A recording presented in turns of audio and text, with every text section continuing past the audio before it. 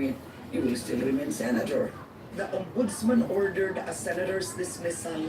Hindi sumunod ang Senado as a body. They all cooperated as an institution. Anong naging epekto noon sa atin? Well, we are the laughing stock of other countries because we don't know how to enforce our law. We don't know how to implement the decisions that are spawned from legal proceedings. Nung panahon po ninyo, PDAF ang issue. Ngayon naman, it's insertions in the budget for flood control projects. What do you believe will be the outcome? And it would depend on who will be the one to decide.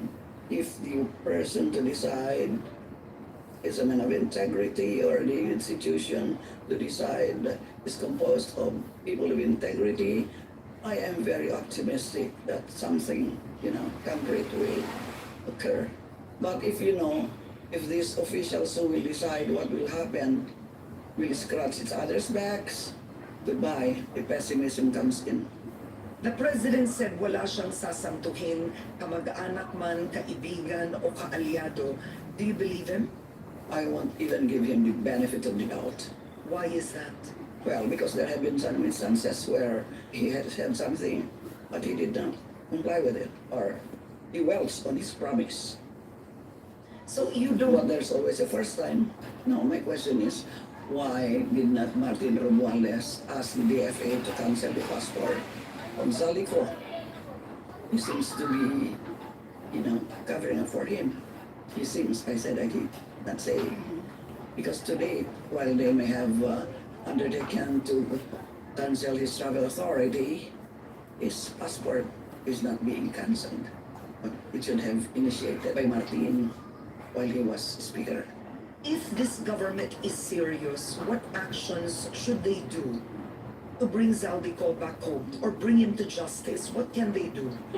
Cancel his passport. That's number one. Because since there are no charges yet, they cannot order his arrest. Nakalagay sa dyaryo, hihingin daw nilang Interpol. But there have been no charges. What they probably would do is to summon him to answer questions, but he's not being summoned. Flood control, we've discovered, has been a milking cow for corruption.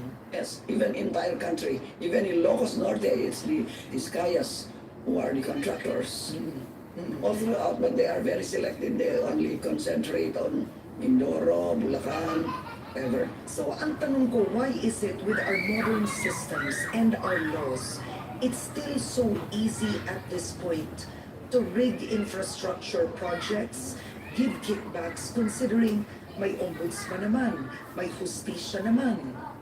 No one, or they're closing their eyes. Let's say may ombudsman niya, pero kung hindi naman gumagalaw, he is not doing anything, and no one wants to, to be a witness. As I said, they scratch each other's backs. Kumikita eh. What was the ombudsman's problem? Well, it was the most difficult problem was gathering evidence. For example, in PDAF, there are 100 beneficiaries all throughout the Philippines. Okay, so of course, random lang. They would go to Sulu, ang layo-layo, the threat to life and liberty is there. They would go to Cagayan and all that. When they reach the place, let's say there are 10 alleged beneficiaries.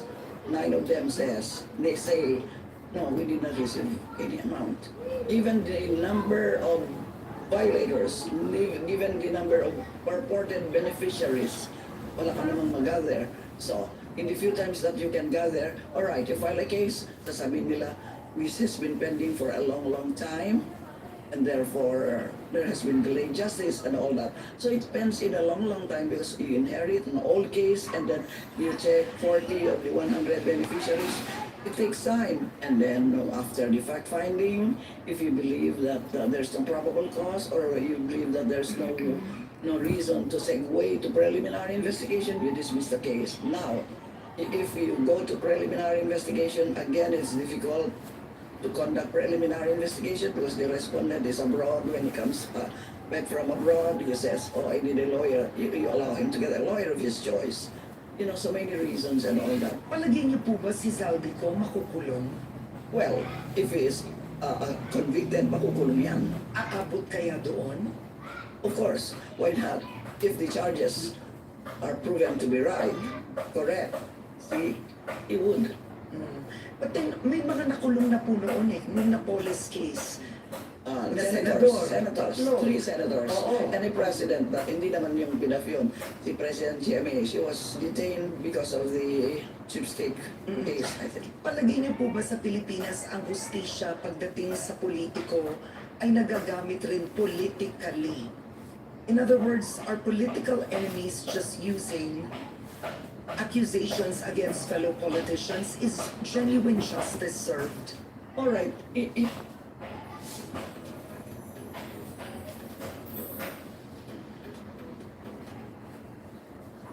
even assuming that politicians are against their fellow politicians, still we go by the evidence. If the evidence is there, why not indict him in court?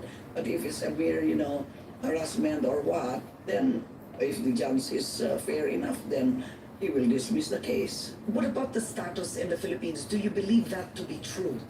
I don't know if it's that rampant, no?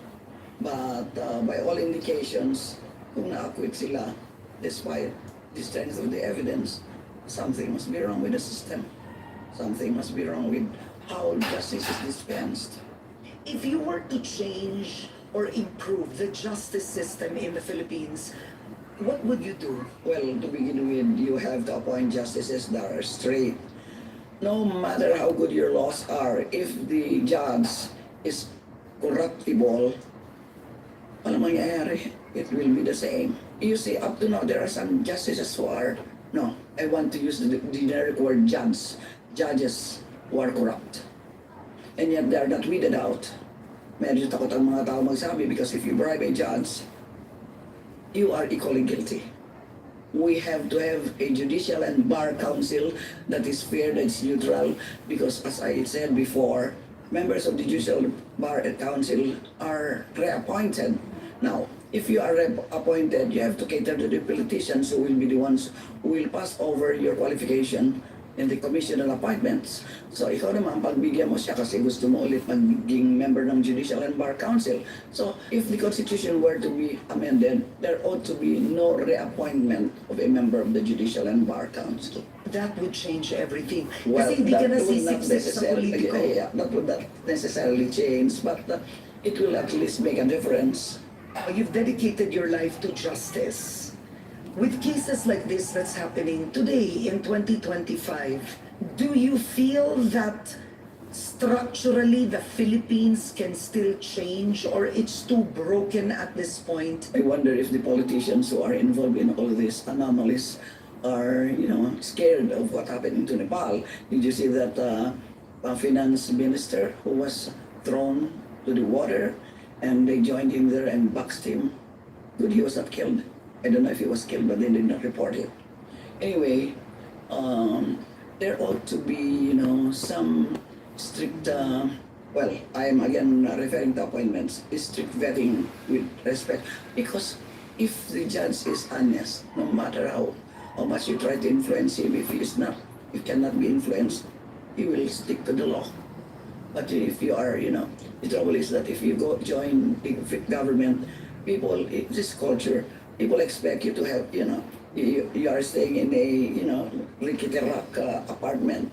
At the moment you become a public official, and people expect that you will have a nice house, you'll have flashy cars, you send you send your children to schools abroad, you cater to the expectation of people. So, whereas you had a humble life before, masaya ka na. Then again, keeping up with the Joneses, that's our culture. Dapat po ba taasan ang sweldo? Taas lang ang sweldo yung mga iba, but, they are insatiable, yung greed nila. How did you resist temptation? Let's start with that. You won the Ramon Magsaysay Award. What was it like growing up while Conchita Carpio Morales is the woman she is today? Your reputation precedes you. If you are, in the first place, honest in the beginning and you are consistent about it, they will always give you the benefit of the doubt. Kahit anong chismis nila, binigyan daw si Chit, nagbiyahe siya. She was given $50,000. People will still believe na hindi siguro totoo because kilala namin. But if you are corrupt, na sobrang corrupt ka talaga, if people say, oh, she was given so much and all that, people will believe even if you did not. and they still believe even if it's exaggerated. So your reputation precedes you. From the beginning, you should show that you are a man of integrity and you lead by example because yung mga agalamay mo, takot rin gumawa kung ang kanilang boss ay hindi gumagawa. But suppose the president is corrupt, will prevent the underlings from committing corruption. So leadership by example is important. And of course, values really start in the home, in the family, values, virtues, and all that. That's what we should inculcate, and then it should be enhanced by education. Look, Singapore is really investing in education, and there will be less corruption. Now, hindi lang po integrity sa inyo matapang din po kayo. Oh, yes. Oo, nung ombudsman po kayo, you investigated, I think, 4 presidents. Former President Gloria Macapagal Arroyo for the sweepstakes issue. Jejo Marbinay, who was former Vice President, I think 2018 to, and his son on plunder cases. Tama po, ma'am, no? At hindi lang po yun. You also have the late President Noynoy Aquino, who appointed you as ombudsman. And then also you stood up to former President Duterte himself, who by the way wanted you impeached. Yeah, he wanted me impeached, and he had his, in fact, his galamais filed the impeachment complaint.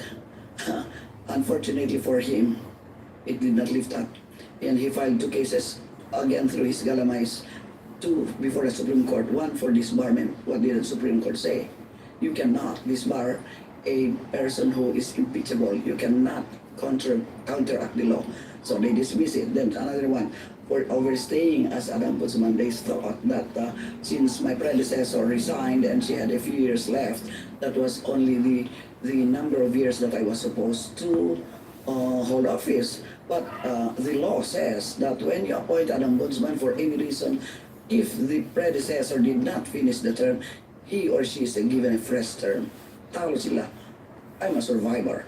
Looking back, natakot ba kayo noon kay Duterte? Never. Siya ang natakot sa akin. Yes, natakot siya sa akin. Kumeto siya. You stood up to Duterte. People know you are related to Vice President Sara Duterte by affinity. Yeah, but in fairness to Sara, she never, well, at least on the surface, she did not show any hostility against me. When my husband died, she asked when is the wake. So my brother told him that dito ganyan. So it was vacation time, January 3. She flew all the way from Davao, attend the wake, and then she asked when is the annulment. I said maybe 2-3 days from now. And she stayed up to the annulment, but she attended the annulment. So at least may civility naman siya. And she was aware that I was at odds with the father. Pero siguro sabi niya, ang tatay ko talaga tarantado. Ngayon pag-usapan natin si dating Pangulong Rodrigo Duterte. The Senate took a vote in favor of house arrest. But then of course at the end of the day, it's the International Criminal Court who will be making the decision. Dapat po ba ma-house arrest ang dating Pangulo? Why should he be subjected to house arrest in the first place? That would be double standard. Why should the ICC adopt double standard? Because we detest double standard. Sa atin may double standard. We detest it. Now, why should Duterte be given house arrest? He's enjoying his solitary confinement naman Umayat ng araw. Humanitarian reasons. Sinabi po hindi niya matandaan ang ilang bagay-bagay. He may not be fit enough to face trial. Well, I don't know if like the Supreme Court of how they did to Enrile, they let him go out on bail even if unavailable and plunder for humanitarian reasons. The oddity is that he did not invoke humanitarian reasons to go out on bail. He invoked humanitarian reasons to be in hospital arrest. Those are my frustrations. Kasi pumapayag tayo. Yeah, Namimili tayo. yeah. Sinabi nga daw nila sa Pilipinas, pag mahirap nagnakaw ng tinapay, diretso sa presinto. Correct. Pag mayaman, may due process. Yes, overdue process. Yun ang words nyo, overdue Yeah. process. Well, you are your own witness. You are your own observant. we have to admit that there's double standard. Let's talk about the late President Noynoy Aquino. He was the one who appointed you as ombudsman. He actually got you out of retirement, right? Yeah. And And yet, I administered his oath of office. yeah, he chose you over the The Chief late, Justice. the late Chief Justice Corona. In 2017, you even affirmed the finding of probable cause to charge Pinoy before the Sandigan Bayan. Yes. Did did his appointing you affect your decision? No. Did you go through a No, process? no, never. The same manner that Gloria was the one who appointed me as Supreme Court Justice. The same manner that Binay was, past tense, my friend. And yet, when it comes to decision-making time, you don't let friendship, you don't let power, you don't let relatives by affinity or real affect you. You have to have your own principle. If you drown your principles because of relationship or of utang, that's what I was saying again. The mixed utang na loob, the mixed cultural ties with how you decide cases. If you are firm in your decision to apply the law to a T, and I think you will go through the storm. Sa lahat po ng mga kaso na inimbestigahan yun when you were ombudsman involving presidents or vice presidents, ano yung pinakamahirap? Kay Pinoy, because there were so many charges, they wanted him charged for homicide through reckless imprudence. Paano naman yung mga yan? The homicide through negligence. I did not see any negligence in the evidence that was being confronted. So, paano mo namang iyan dyan? So, nahirap yan. You have to remove the shaft from the grain. And in fact, I had so many meetings with the investigators. I saw to it that, because they would probably charge me of favoritism if I will let him scot-free. Why not? Will you let him scot-free? I don't care if they charge me of favoritism if I can defend my decision. So, that was the most difficult. Otherwise, dali na yung iba. Nung dumating kay dating Pangulong I recused also. So I had that case. I recused also. In fact, I let my deputy ombudsman, the deputy ombudsman overall, si Orlando at Casimiro nun, I let him do the investigation, and then I think he faulted Sarah, and he even showed me the penalty. I was like, I don't care what penalty you're going to impose on her. See, Chuchua. Chuchua, natawa naman po ako dun sa inyo. O nagchuchua siya sa akin, papakita niya sa akin yung penalty. Care, I recused already. I wouldn't... Filipino, hindi ganun ang kultura. Kultura, correct. Yeah, that's where our culture is mixed up with, what is right and wrong. And how can we change that for the next generation? Well, values formation early on sa family. It's during their formative years na nag-i-stick sa kanila yung good values, good manners and right conduct. Dapat isauli natin yung good manners and right conduct sa curriculum ng elementary school eh. Do you think we will ever change that as a people? Maybe a revolution will change it. Isa pang revolusyon? You think EDSA 1 was not enough? Well, it's not that it was not enough. Hello It was enough. It's a everyone. revolution, but Thank you so much it for would depend on watching. the people manning the government. To close, President Marcos Jr. has I am 3 fixing my years bed. left. I have to How would you describe change his the bed administration sheet today? and the That people admiring him for having pillows this flood control while project. watching the TV. But he may not know it. He So I might need be to liable. continue He probably working thought that, here. He would, weather his administration with flying colors.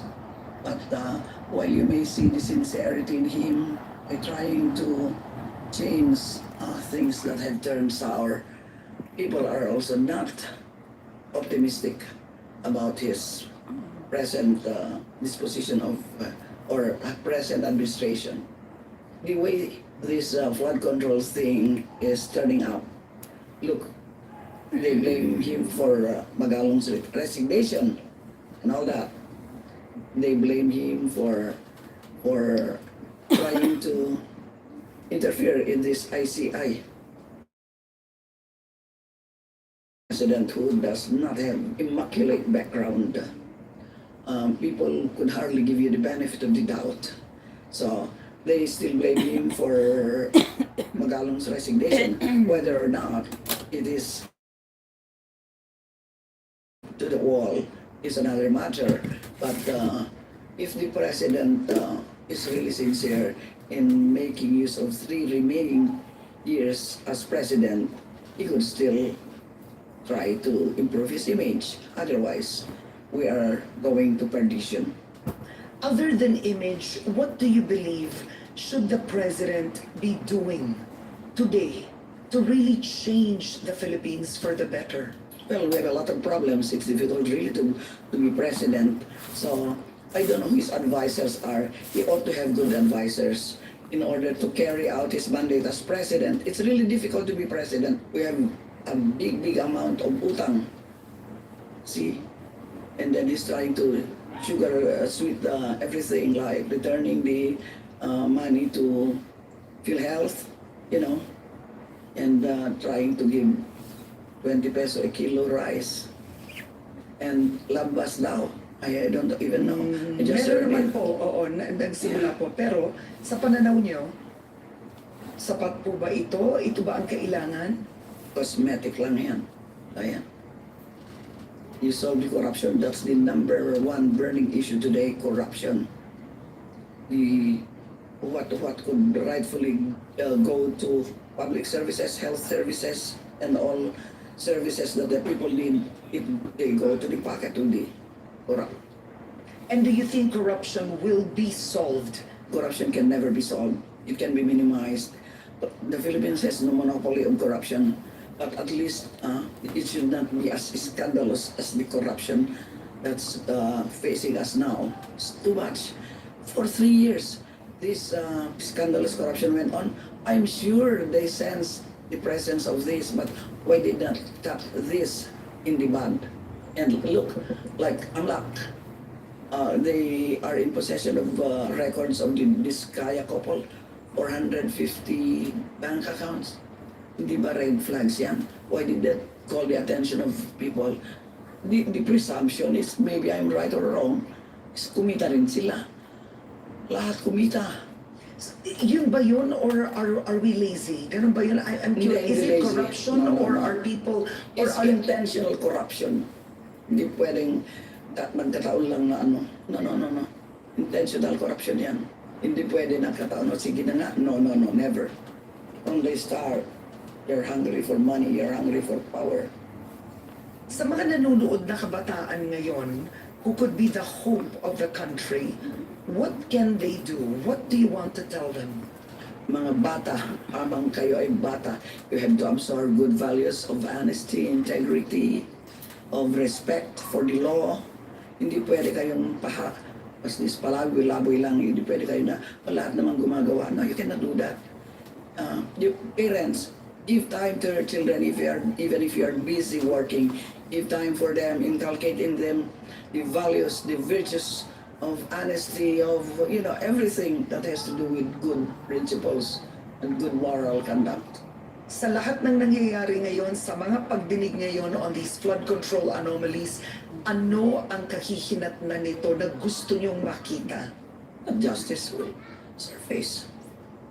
Hindi pwede yung ano lang, cosmetic lang na kunwari investigating lang. But there ought to be a concrete result that will lead to the severe penalties imposed on these malefactors.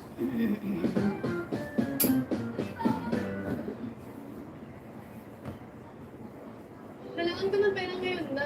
Kasi ngayong araw, paano makakahanap ng maasahang app? Gamitin ng FT Lending, ang maximum credit limit ay 30,000 pesos. Simpleng impormasyon, parehong araw ng pag-aproba at disbursement. At ang interest ay hindi mataas. Nakita ko sa ibang lugar na ang minimum na interest ay 0.3%. Pero napakataas talaga na aktual na singil kapag umutang ka. Huwag magpaloko, tunay ang FT Lending. Ang interest ay kasing baba ng 0.2%, walang daya. Makukuha mo ng buo ang inutang mo. Malinaw ang buong proseso. Kakatanggap ko lang ng 25,000 pesos. Makakuha rin ako ng 30,000 pesos.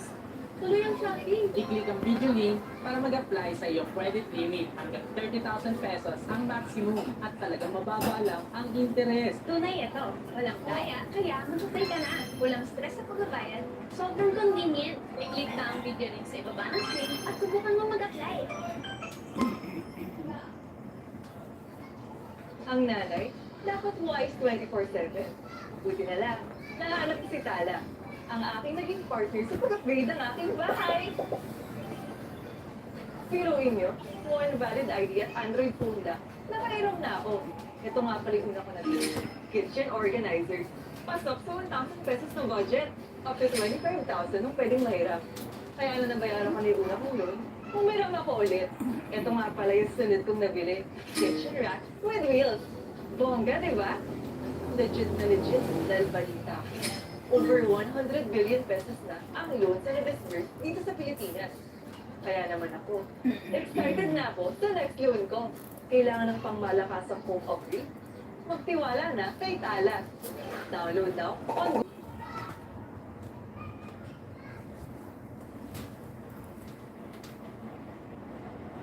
bawat kaso kailangan may ebidensya. At yun ang pagtutulungan natin. Out of the 8,420 ang those truck. Kaso to, hindi basta-basta.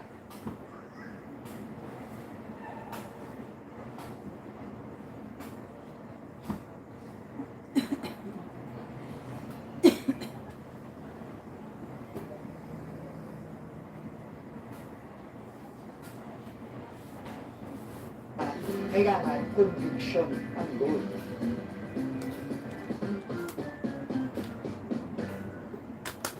Hello everyone, welcome to our one-on-one series. And today we have with us one of the members of the Independent Commission for Infrastructure, or the ICI, former DPWH Secretary Rogelio Babes Simpson. Secretary Babes, may I still